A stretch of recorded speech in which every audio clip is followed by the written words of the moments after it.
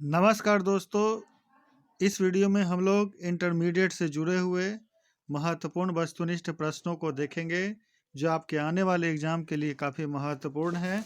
तो चलिए चलते हैं पहले प्रश्न की तरफ, और साथ ही आपसे भी उम्मीद करेंगे कि आप भी इसका उत्तर बनाते चलें। मैं इसमें आपको कम से कम 3 सेकंड का समय दूंगा, ताकि आप खुद भी अपना परीक्षण करते चलें। तो चलिए चलते हैं पहले प्रश्न की तरफ। तो पहला प्रश्न है कि लोथल किस नदी के किनारे स्थित है? लोथल किस नदी के किनारे स्थित है? इसका सही उत्तर हो जाएगा ऑप्शन सी, भोगवा नदी के किनारे स्थित है। लोथल सिंधु घाटी सभ्यता से जुड़ा हुआ एक महत्वपूर्ण नगर था, जो कि एक बंदरगाह था, जिसे अंग्रेजी में डॉकयार्ड भी कहते हैं। तो कभी कभी प्रश्न रहता भी है कि निम्न में से कौन बंदरगाह थे, तो इसका सही उत्तर हो जाएगा लोथल। और लोथल जो था वो भोगवा नदी के किनारे स्थित था, और यह गुजरात में है। निम्न में से किस निम्न में से महिला संत थी? तो इसका सही उत्तर हो जाएगा, इसमें ऑप्शन है मीरा, अंडाल और कराईकल। तो इसका सही उत्तर हो जाएगा ऑप्शन डी, तीनों जो थी वो महिला संत थी।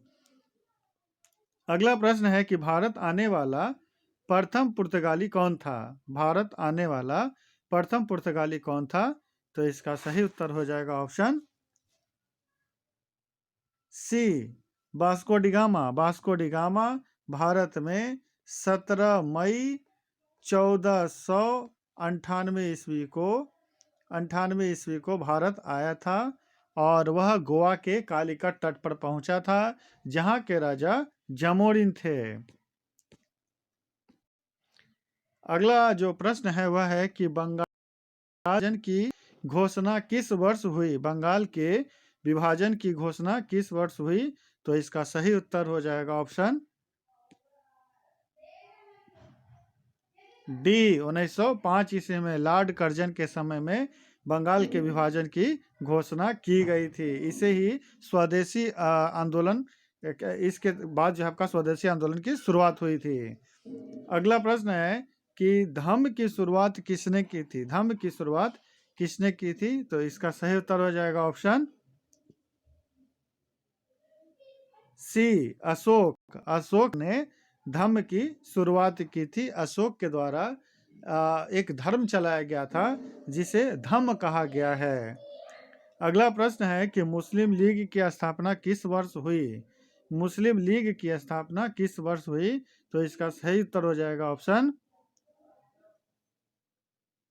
बी, 1906 ईस्वी में। मुस्लिम लीग की स्थापना वर्ष 1906 ईस्वी में ढाका में सलीमुल्लाह खां और आगा खां के नेतृत्व में इसकी स्थापना हुई थी। अगला जो प्रश्न है वह है कि महात्मा गांधी का जन्म कब हुआ था? महात्मा गांधी का जन्म कब हुआ था? तो इसका सही उत्तर हो जाएगा ऑप्शन ए, 2 अक्टूबर 1869 ईस्वी को। 2 अक्टूबर 1869 ईस्वी को महात्मा गांधी का जन्म पोरबंदर में, जो कि गुजरात में है, हुआ था। अगला प्रश्न है कि इंडिका के लेखक कौन है? इंडिका के लेखक कौन है? तो इसका सही उत्तर हो जाएगा ऑप्शन बी, मेगास्थनीज। इंडिका की रचना जो है मेगास्थनीज के द्वारा की गई थी, और यह जो है वो चंद्रगुप्त मौर्य के दरबार में थे।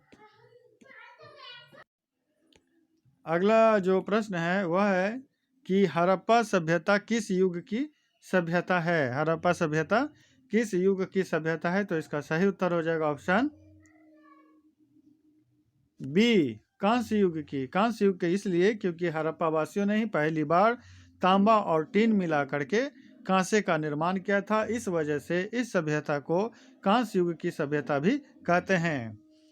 अगला जो प्रश्न है कि अकबर ने दीन इलाही कब प्रारंभ किया? अकबर ने दीन इलाही कब प्रारंभ किया? तो इसका सही उत्तर हो जाएगा ऑप्शन, इसका सही उत्तर बता दें कि इसमें ऑप्शन में जो है वो उत्तर नहीं दिया हुआ है। इसका सही उत्तर हो जाएगा 1582 ईस्वी में अकबर ने दीन इलाही आरंभ किया था। इसमें चूंकि 1581 दिया हुआ है, अगर ऑप्शन में अगर आपके सामने मजबूरी रहे तो जो सबसे नज़दीकी हो उसी को आप टिक लगाएंगे। तो इस तरह से ऑप्शन डी पर आप टिक लगाकर आके उत्तर को बढ़ा सकते हैं 1581, जबकि इसका उत्तर होगा 1582। अगला जो प्रश्न है वह है कि कार्नवालिस कोड कब बना। कार्नवालिस कोड कब बना? तो इसका सही उत्तर हो जाएगा ऑप्शन बी 1793 ईस्वी। 1793 ईस्वी में कार्नवालिस के द्वारा कार्नवालिस कोड का निर्माण किया गया था। अगला जो प्रश्न है कि संथाल विद्रोह किस वर्ष हुआ। संथाल विद्रोह किस वर्ष हुआ? तो बता दें दोस्तों कि इसमें भी आपका वो जो ऑप्शन होना चाहिए वो इसमें नहीं है। इसका सही उत्तर होगा 1855-56 के आसपास में ये हुआ था। 1855 ही इसका सही उत्तर होगा, चूंकि इसमें दिया हुआ नहीं है। तो इसमें भी अगर आपके सामने मजबूरी हो कि हमको इसका उत्तर देना ही है तो सबसे लास्ट में आप 1853 मारकर चल सकते हैं, लेकिन इसका सही उत्तर 1855 ही होगा। अगला प्रश्न है कि अकबर ने टोडरमल को दीवाने अशरफ कब नियुक्त किया। अकबर ने टोडरमल को दीवाने अशरफ कब नियुक्त किया? तो इसका सही उत्तर हो जाएगा ऑप्शन बी 1583 ईस्वी में। 1583 ईस्वी में अकबर ने टोडरमल को दीवाने अशरफ नियुक्त किया था। बता दें कि टोडरमल शेर शाह के दरबार में वित्त मंत्रालय को देखते थे। अगला जो प्रश्न है वह है कि चंपारण सत्याग्रह का संबंध किस राज्य से है।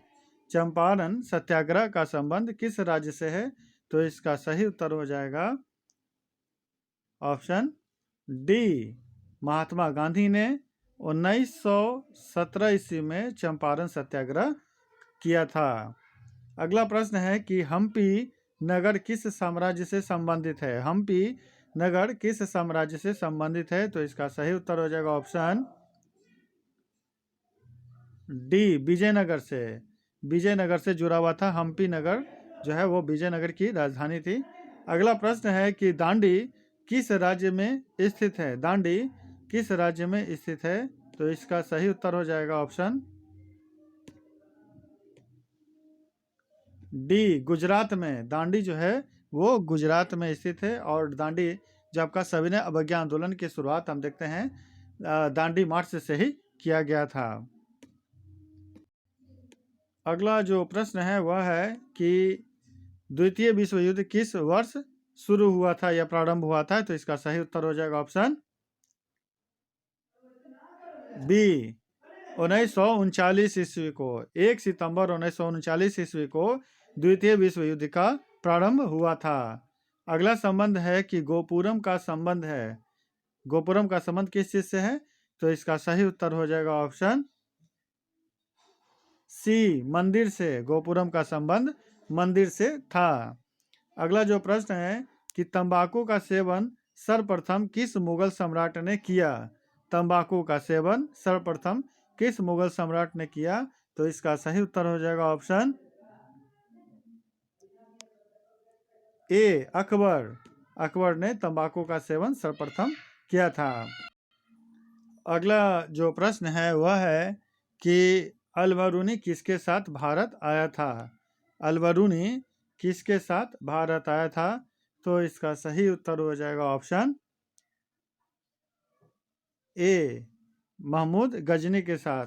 इसका सूत्र हम पहले भी बता चुके हैं कि महमूद गजनवी के साथ 4 इतिहासकार आए थे, जिसे का सूत्र के रूप में हम FUFA फूफा के रूप में देख सकते हैं। FUFA। फिर F से फिरदौसी, U से उतवी, F से फारूकी, A से अलबरूनी। तो इस तरह से जो आपका 4 जो है इतिहासकार महमूद गजनवी के साथ आए थे। अगला प्रश्न है कि ख्वाजा मोइनुद्दीन चिश्ती की दरगाह कहाँ स्थित है।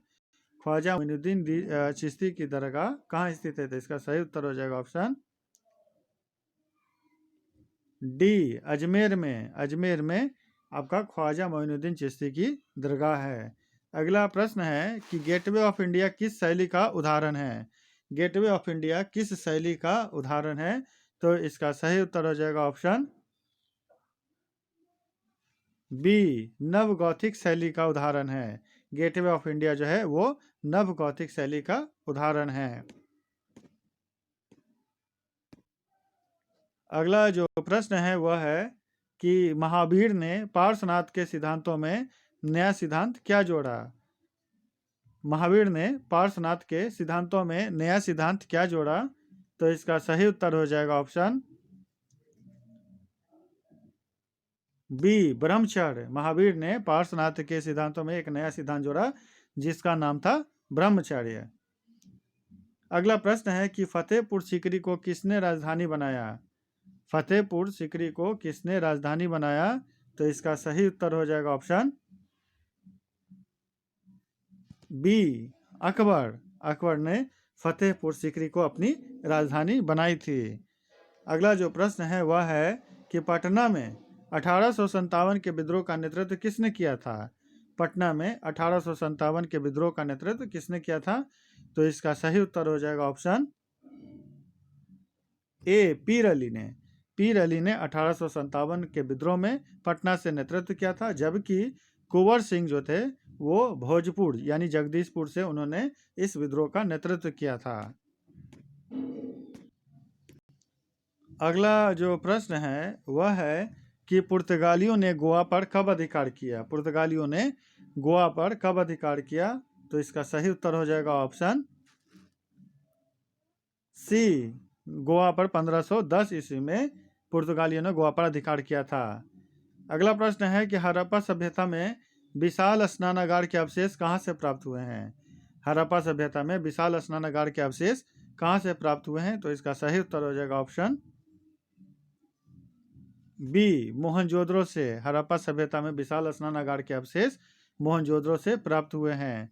अगला जो प्रश्न है कि 1857 के विद्रोह का तत्कालिक कारण क्या था?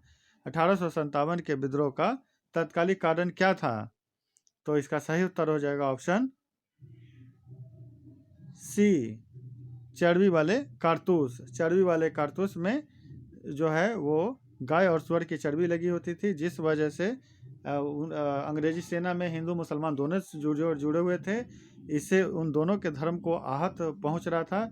इस वजह से यह 1857 के विद्रोह का तात्कालिक कारण बना। अगला जो प्रश्न है कि महलवाड़ी बंदोबस्त किसके द्वारा लागू किया गया? महलवाड़ी बंदोबस्त किसके द्वारा लागू किया गया? तो इसमें बता दें, इसका सही उत्तर जो होगा ऑप्शन ए होगा, मार्टिन वर्ड। मार्टिन वर्ड और मैकेंजी के द्वारा, याद रखिएगा, मार्टिन वर्ड और मैकेंजी के द्वारा महलवाड़ी बंदोबस्त लागू किया गया था। मार्टिन और मैकेंजी के द्वारा महलवाड़ी व्यवस्था लागू किया गया था, जबकि कर्नल रीड और मुनरो के द्वारा रैयतवाड़ी व्यवस्था लागू किया गया था। कर्नल रीड और मुनरो के द्वारा जो है वो रैयतवाड़ी लागू किया गया था। तो इसका सही उत्तर हो जाएगा महलवाड़ी का मार्टिन वर्ड। अगला जो प्रश्न है वह है कि महाभारत की रचना किस भाषा में हुई है? महाभारत की रचना किस भाषा में हुई है? तो इसका सही उत्तर हो जाएगा ऑप्शन ए, संस्कृत भाषा में। महाभारत की रचना संस्कृत भाषा में हुई है। अगला प्रश्न है कि पुराणों की संख्या कितनी है? पुराणों की संख्या कितनी है? तो इसका सही उत्तर हो जाएगा ऑप्शन बी, 18। पुराणों की संख्या 18 थी, या है जो भी बोले। अगला जो प्रश्न है वह है कि औरंगजेब ने अपने जीवन का अंतिम भाग कहाँ बिताया? औरंगजेब ने अपने जीवन का अंतिम भाग कहाँ बिताया? तो इसका सही उत्तर हो जाएगा ऑप्शन डी, दक्षिण भारत में। औरंगजेब ने अपने जीवन का अंतिम भाग दक्षिण भारत में बिताया था। अगला प्रश्न है कि भारत का प्रथम मुगल शासक कौन था? भारत का प्रथम मुगल शासक कौन था? तो इसका सही उत्तर हो जाएगा ऑप्शन ए, बाबर। बाबर ने 1526 ईस्वी में पानीपत के युद्ध में इब्राहिम शाह लोदी, जो लोदी वंश का अंतिम शासक था, उसे हरा करके मुगल वंश की स्थापना की थी और इस तरह से बाबर मुगल वंश के प्रथम शासक हुए, जबकि अंतिम शासक थे बहादुर शाह जफर और पहले शासक हुए बाबर।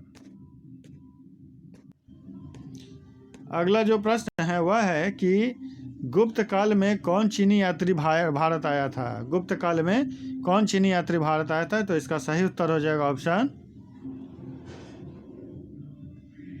बी, फाहियान। फाहियान जो थे वो चंद्रगुप्त द्वितीय, जिसे विक्रमादित्य के भी नाम से जाना जाता है, वो चीन से भारत आए थे गुप्त काल में, जबकि हेनसांग जो थे वो हर्षवर्धन के काल में आए थे। अगला प्रश्न है कि आईने अकबरी के लेखक कौन हैं? आईने अकबरी के लेखक कौन है? तो इसका सही उत्तर हो जाएगा ऑप्शन सी, अबुल फजल। अबुल फजल ने आईने अकबरी की रचना की थी। अगला प्रश्न है कि पाकिस्तान का प्रथम प्रधानमंत्री कौन था? पाकिस्तान का प्रथम प्रधानमंत्री कौन था? तो इसका सही उत्तर हो जाएगा ऑप्शन बी, लियाकत अली। लियाकत अली खान जो थे वो पाकिस्तान के प्रथम प्रधानमंत्री थे। अगला प्रश्न है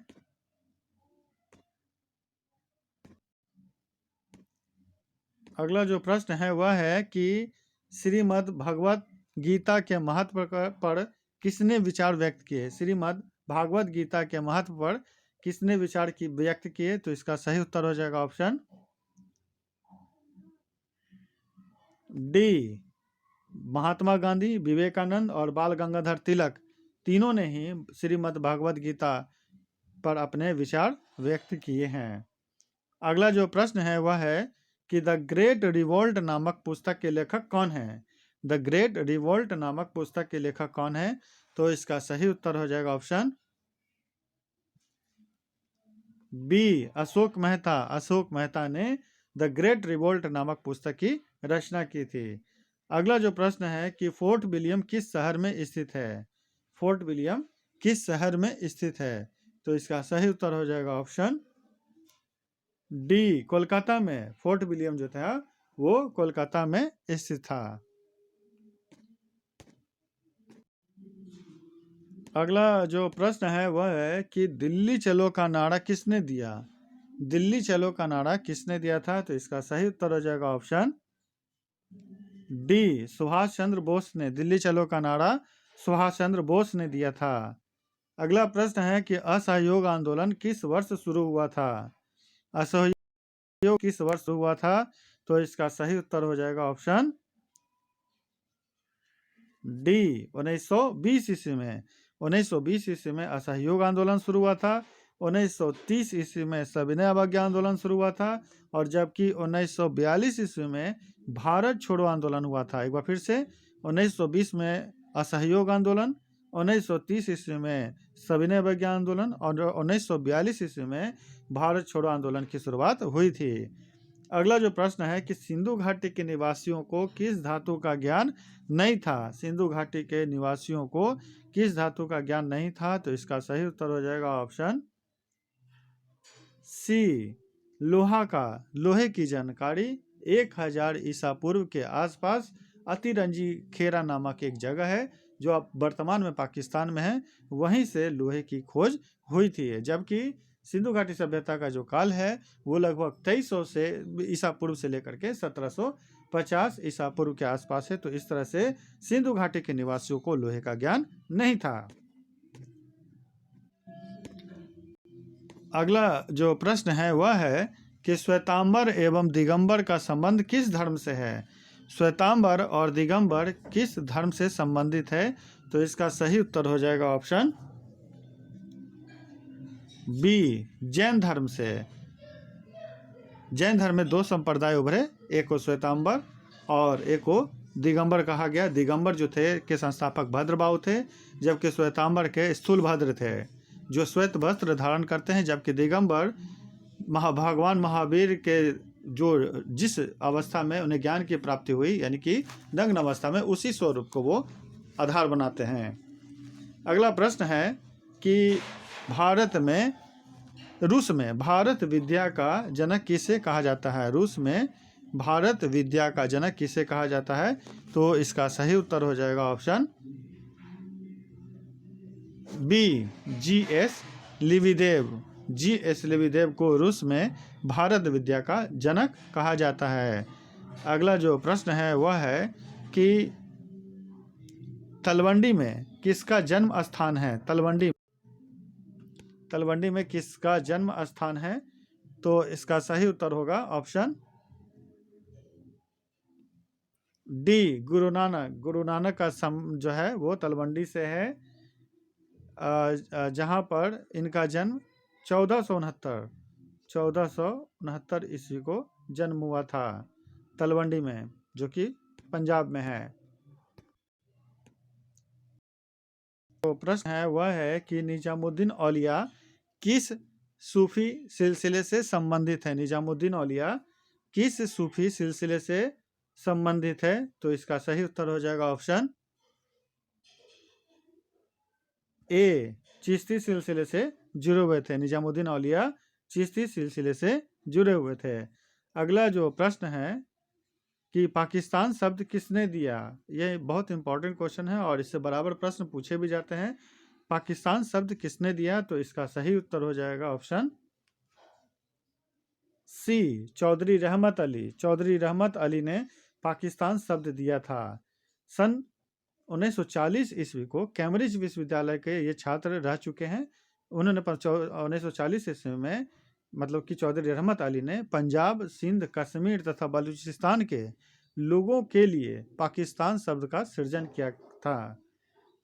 पंजाब, सिंध, कश्मीर तथा बलूचिस्तान के लिए यह पाकिस्तान शब्द उभरा था। अगला जो प्रश्न है वह है कि इब्न बतूता ने अपनी यात्रा का विवरण किस भाषा में दिया है? तो बता दें कि इब्न बतूता, अपना आंसर आप लोग खोज के रखें, तब तक इसका डिटेल बता दे रहे हैं कि इब्न बतूता मोरक्को के रहने वाले थे और यह मोहम्मद बिन तुगलक के दरबार में 1333 ईस्वी में आए थे और उन्होंने अपनी एक यात्रा वृत्तांत लिखा है जिसका नाम रेहला है और वो जिस भाषा में लिखा गया है वो उसके बारे में पूछा जा रहा है। तो इसका जो सही उत्तर हो जाएगा ऑप्शन ए होगा, अरबी भाषा में।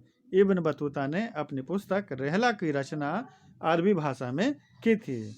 अगला जो प्रश्न है कि भारतीय संविधान के प्रारूप समिति के अध्यक्ष कौन थे? भारतीय संविधान में प्रारूप समिति के अध्यक्ष कौन थे? याद रखेंगे कि कभी कभी इसे अंग्रेजी में ड्राफ्टिंग कमेटी भी लिख करके दे दिया जाता है। तो भारतीय संविधान के प्रारूप समिति अथवा ड्राफ्टिंग कमेटी के अध्यक्ष कौन थे? तो इसका सही उत्तर हो जाएगा ऑप्शन डी, भीमराव अंबेडकर। भीमराव अंबेडकर जो थे वो प्रारूप समिति के अध्यक्ष थे। अगला जो प्रश्न है वह है कि 7 द्वीपों का नगर किसे कहा जाता है? 7 द्वीपों का नगर किसे कहा जाता है? तो इसका सही उत्तर हो जाएगा ऑप्शन